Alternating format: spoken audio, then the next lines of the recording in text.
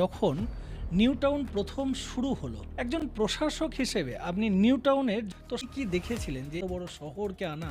আমার দুটো প্রাথমিক ভাবনা ছিল। প্রাথমিক ভাবনা ছিল, আমি নিজে পার্শ্ববর্তী বিধাননগরে থাকি। এটাকে প্রায় লোকে বলে ডরমিটরি শহর, মানে হচ্ছে লোকে ঘুমাতে আসে, সেন্ট্রাল কলকাতায় কাজ করতে যায়, রাত্রে এসে ঘুমোতে যায়।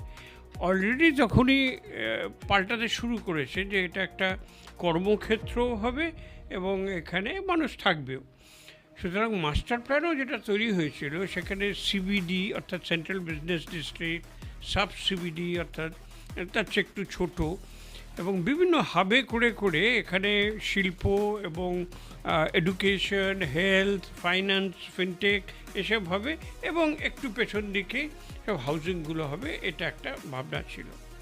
দ্বিতীয় ছিল হচ্ছে